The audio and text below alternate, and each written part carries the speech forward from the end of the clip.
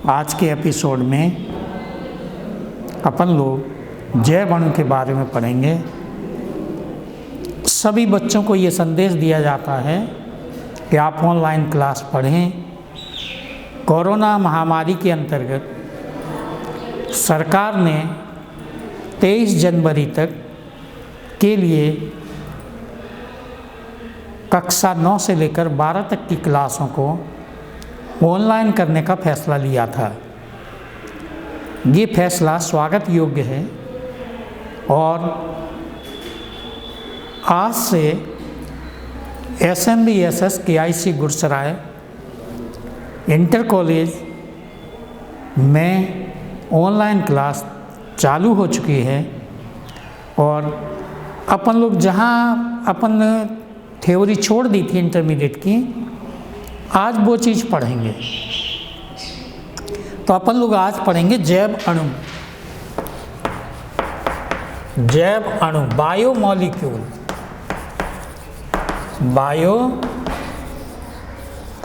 Biomolecules ये पढ़ेंगे अपन लोग। शरीर की शारीरिक क्रियाएं जैव अणुओं के माध्यम से होती हैं। उनमें जैव अणु है पहला कार्बोहाइड्रेट, दूसरा है प्रोटीन, तीसरा है विटामिन,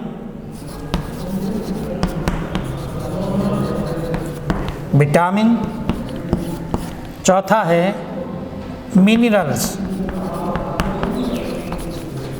मिनरल।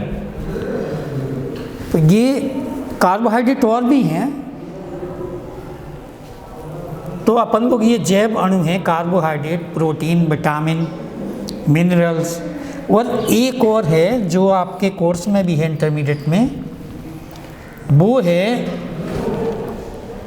ये एमिनो एसिड। ये प्रोटीन में आ गया। और ये DNA और RNA, DNA एंड RNA, इनको दोनों को मिला के कहते हैं न्यूक्लिक एसिड।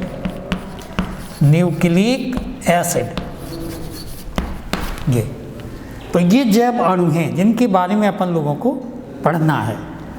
ये जो जैव अणु हैं उनमें पहला है कार्बोहाइड्रेट।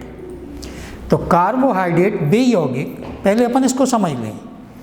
कार्बोहाइड्रेट बेयौगिक जो C,H,O से बने हों, C,H,O से बने हों, और H और O का वही अनुपात है जो H2O में है, अर्थात 2:1। तो 2:1 का जो अनुपात है वो है कार्बोहाइड्रेट का अनुपात। जैसे C6H12O6 अथवा C12H22O11। ये दोनों ही कार्बोहाइड्रेट हैं। ये कार्बोहाइड्रेट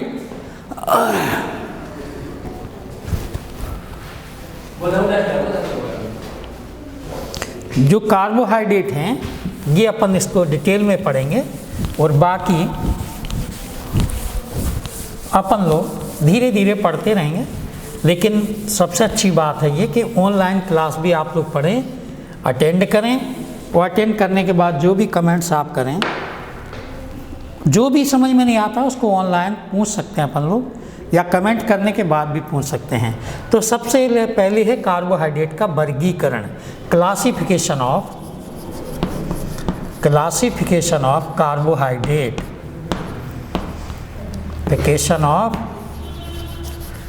कार्बोहाइड्रेट।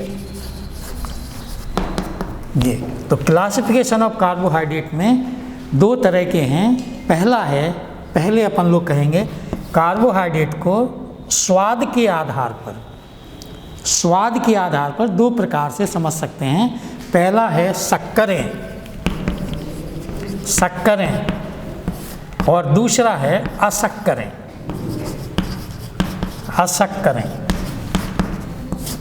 ये पहला शक्कर है, दूसरा अशक्कर है। जो मीठी हैं स्वाद में उन्हें कहते हैं शक्करें, और जो स्वाद में मीठी नहीं है उन्हें कहते हैं अशक्करें।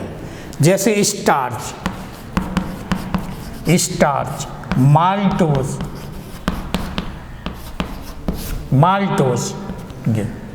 स्टार्च है, माल्टोज भी है, लेकिन सेलुलोज इसका ज़्यादा उदाहरण है।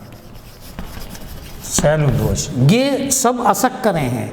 अशक्करें मतलब है जो स्वाद में मीठे ना हों, उन्हें कहते हैं अशक्करें। वो जो स्वाद में मीठे हों उन्हें कहते हैं शक्कर। जैसे कार्बोहाइड्रेट में C6H12O6। Glucose, fructose.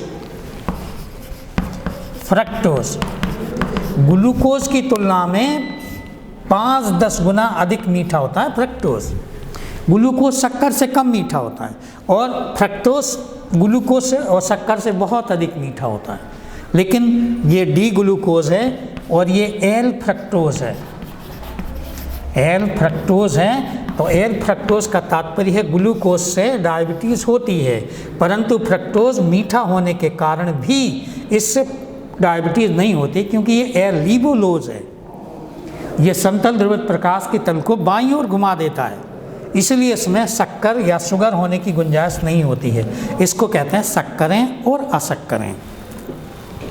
दूसरा क्लासिफिकेशन है जल अपघटन के आधार पर, हाइड्रोलिसिस। जल अपघटन के आधार पर कार्बोहाइड्रेट का वर्गीकरण है।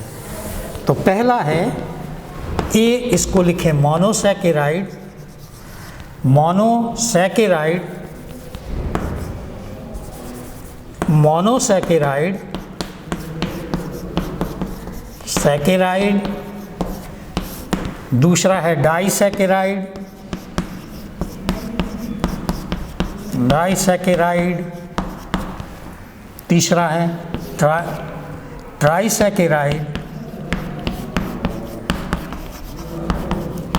ट्राइसैकेराइड। और चौथा है, उसका नाम है पॉलीसैकेराइड, पॉलीसैकेराइड।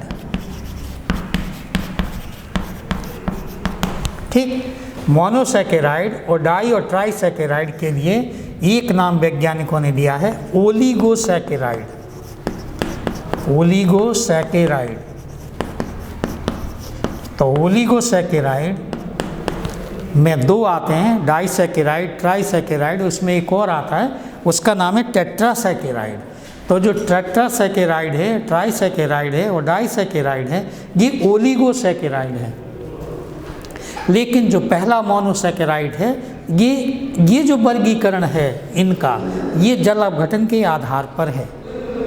जल अपघटित होने से ही अपन लोग ये कह सकते हैं कि ये मोनोसैकेराइड है, ये डाइसैकेराइड है, ये ट्राइसैकेराइड है, ये टेट्रासैकेराइड है और ये पॉलीसैकेराइड है।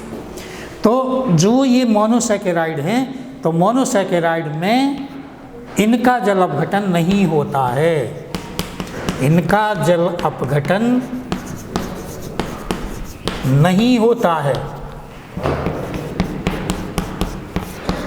नहीं होता है। सबसे बड़ी बात, इनका जल अपघटन नहीं होता है। जैसे C6H12O6, ये ग्लूकोज है, फ्रक्टोज है, हैं? गैलेक्टोज है, वेफिनोज नहीं है, गैलेक्टोज है। तो तीन का जल अपघटन नहीं होता। तो जिनका जल अपघटन ना हो उसे कहते हैं मोनोसैकेराइड। इनमें पहला ग्लूकोज, दूसरा फ्रक्टोज, दोनों का अणुसूत्र एक जैसा है। ये ग्लूकोज और ये फ्रक्टोज, ये तो ग्लूकोज है, फ्रक्टोज है, इनका जल अपघटन नहीं होता है, बिल्कुल भी जल अपघटन नहीं होता है। जिनका जल अपघटन ना हो उन्हें कहते हैं मोनोसैकेराइड। और मोनोसैकेराइड में दो हैं, ग्लूकोज है और फ्रक्टोज है। ग्लूकोज और फ्रक्टोज दोनों ही को एथिल अल्कोहल में घोल देने से ग्लूकोज एथिल अल्कोहल में विलेय है, फ्रक्टोज एथिल अल्कोहल में एक अवलेय है, एक विलेय है। तो जो अवलेय है उसको छान के पृथक कर लेते हैं, दूसरा विलेय है तो उसमें घुल जाता है, सीधी सीधी बात। और इस आधार पर अपन कह सकते हैं कि इनका जल अपघटन नहीं होता है। दूसरा है डाइसैकेराइड। डाइसैकेराइड, डाइसैकेराइड को अपन लोग इस तरह पढ़ेंगे, डाइसैकेराइड को इस तरह पढ़ेंगे कि इनका जल अपघटन करने पर दो अणु मोनोसैकेराइड के प्राप्त होते हैं। जैसे डाइसैकेराइड माने जल अपघटन पर दो अणु मोनोसैकेराइड के प्राप्त होते हैं।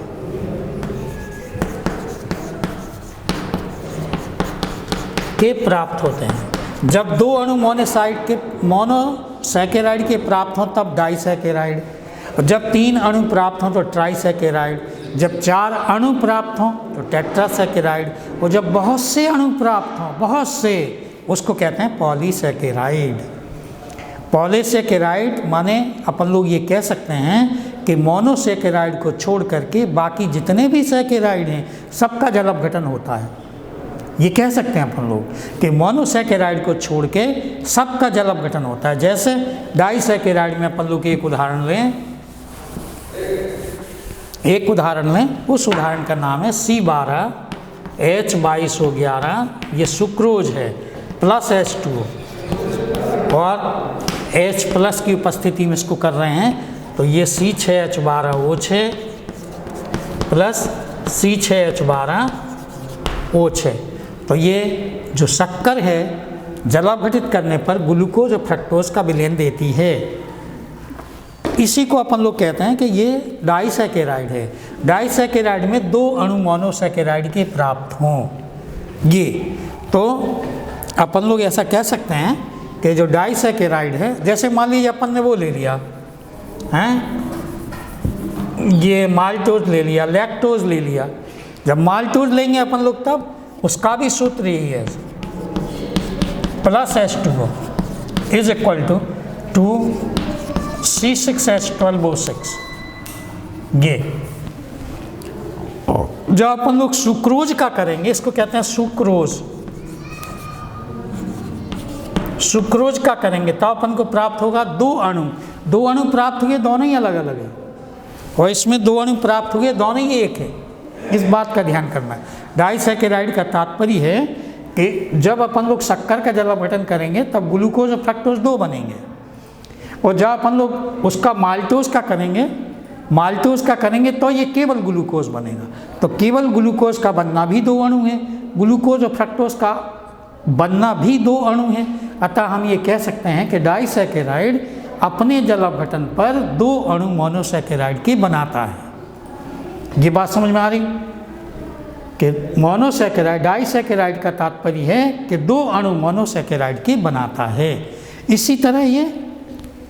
इसी तरह ट्राइसैकेराइड, ये इसके बारे में अपन लोग पढ़ेंगे। ट्राइसैकेराइड जल अपघटन पर तीन अणु मोनोसैकेराइड के बनाती है, उसको कहते हैं ट्राइसैकेराइड। ये जब दो अणु बने तो डाइसैकेराइड, तीन अणु बने तो ट्राइसैकेराइड। जैसे अब मान लीजिए अपन लोग सूत्र भूल गए ट्राइसैकेराइड का, तो इस तरफ लिखो 3 C6H12O6, ये बना। इसके बाद 2H2O करो, और 2H2O में इसको यहाँ से देख के लिख दो। देखो मोनोसैकेराइड जल का कोई अणु नहीं, डाइसैकेराइड जल का एक अणु, ट्राइसैकेराइड जल के दो अणु, टेट्रासैकेराइड जल के तीन अणु, पॉलीसैकेराइड जल के बहुत से अणु। तो इस तरह से अपन लोग, जैसे मान लीजिए 6 18, तो ये हो गया 18 C18। H कितने हो गए 12 थी, 36 में से 4 चले गए H 32, तो वो अपने आप 16 होंगे। आप देखो O कितने हो गए 6 18 और 2 O कम हो गए 16, तो इसका नाम है स्टैचियोस या रैफिनोस। तो रैफिनोस दो जल के अणुओं के द्वारा अपघटित होकर के तीन अणु मोनोसैकेराइड के बनाता है। तीन अणु मोनोसैकेराइड के बनाने का तात्पर्य है कि केवल ग्लूकोज के तीन अणु देता है, ना इसमें फ्रक्टोज है, ना गैलेक्टोज है, कुछ भी नहीं है, ना मैनोज है, कुछ भी नहीं है, केवल ये तीन अणु मोनोसैकेराइड के बनाता है। तो C18H32O16 plus 2H2O is equal to 3 C6H12O6। C6H12O6 का तात्पर्य है मोनोसैकेराइड। ये इसी तरह टेट्रासैकेराइड है। टेट्रासैकेराइड की अपक्रिया देखें अपन लोग, तो टेट्रासैकेराइड की अपक्रिया अपन लोग देखेंगे टेट्रासैकेराइड की अब क्रिया अपन लोग देखेंगे तो अपन लोग लिख दें 3H2O is equal to 4 C6H12O6। तो C 6 चौको 24 तो C24 H कितने हो गए 12 चौक 48 में से 6 चले गए 42 तो वो अपने आप 21। आप देख लो ये हो गए 6 चौको 24 में से ये 3 चले गए तो 21 ये प्लस इसको कहेंगे स्टैचियोस। तो स्टैचियोस जल अपघटित होकर के मोनोसैकेराइड के 4 अणु बनाता है। रैफिनोज जल अपघटित होकर के 3 अणु बनाता है। डाइसैकेराइड सुक्रोज माल्टोज लैक्टोज ये सब 2 अणु बनाता है। और मोनोसैकेराइड के अणु जितने भी हैं उनका जल अपघटन नहीं होता है। सही बात यही है। इसके बाद है ये अपन लोग देखें आराम से, जो भी समझ में ना आ रहा उसको पूछ सकते हैं। और पूछने के लिए ये नहीं है कि आप तुरंत पूछो। ये इसके बाद है पॉलीसैकेराइड। पॉलीसैकेराइड भी अशक्करें हैं। पॉलीसैकेराइड माने अशक्करें जो मीठी नहीं होती हैं उन्हें कहा पॉलीसैकेराइड वैज्ञानिकों ने। तो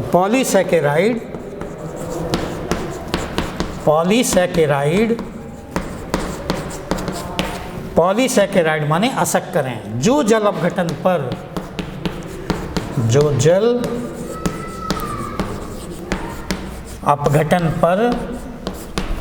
मोनोसैकेराइड के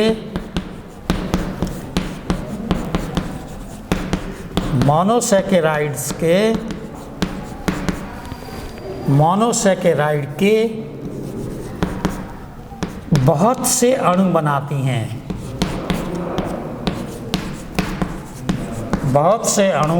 हैं। उन्हें कहते हैं पॉलीसैकेराइड। ये दोबारा अपन लोग देखें कि जो जल अपघटन पर मोनोसैकेराइड के बहुत से अणु बनाती हैं उसे कहते हैं पॉलीसैकेराइड। जैसे C6H10O5 पूरे का होल N इसको कहते हैं स्टार्च या सेलुलोज। स्टार्च और सेलुलोज। इसके बाद है NH2। जल के भी बहुत सारे अणु, ये नहीं कि जल का 1 अणु 2 अणु 3 अणु, नहीं, बहुत सारे अणु, क्योंकि ये बहुत सारे N का मतलब कम से कम 1000। तो 1000 अपन ने ये ले लिया और ये बनेगा C6H12O6। तो ये बहुत सारे अणु हैं जिसको अपन लोगों ने अपघटित करके मोनोसैकेराइड में कन्फर्म किया है। जो कन्वर्ट अपन लोगों ने मोनोसैकेराइड में किया वो ये है कि अपन लोग मोनोसैकेराइड के बहुत से अणु बनते हैं, उन्हें कहते हैं पॉलीसैकेराइड। पॉलीसैकेराइड में केवल 2 आते हैं, पहला आता है स्टार्च और दूसरा आता है सेलुलोज। तो स्टार्च और सेलुलोज जो ये 2 यौगिक हैं उनमें अपन लोग ये देख सकते हैं कि ये दोनों ही अपघटित होकर के बहुत से अणु बनाएंगे। और स्टार्च और सेलुलोज दोनों ही जो है मीठे नहीं हैं। स्टार्च माने आलू चावल इनमें पाया जाता है। सेलुलोज का तात्पर्य होता है कि ये पालक भाजी इत्यादि में हरी पत्तियों में ये पाया जाता है। इसका उपयोग दवाइयों में भी किया जाता है। सेलुलोज का उपयोग, सही उपयोग, सेलुलोज पाचन क्रिया में सहायक है, पचने में नहीं, पाचन क्रिया में सहायक होता है। इस वजह से अपन लोगों ने ये पढ़ा कि मोनोसैकेराइड कार्बोहाइड्रेट क्या होते हैं। तो कार्बोहाइड्रेट वे यौगिक जो CH और O से बने होते हैं उन्हें कहते हैं कार्बोहाइड्रेट। और कार्बोहाइड्रेट का मतलब है जो CH और O से बने हों, लेकिन CH और O में H और O का वही अनुपात है जो जल में H2O का होता है। इस तरह से इसके बाद है ग्लिसरॉल्डिहाइड।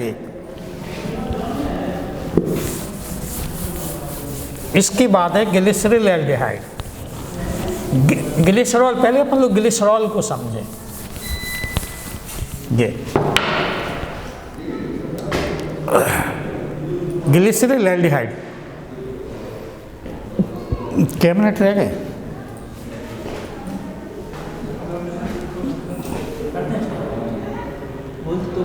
2-3 मिनट हो गए, टाइम चल रही है कितने का है? टाइम चल रही इसमें, वो काम बंद कर रहा हूँ।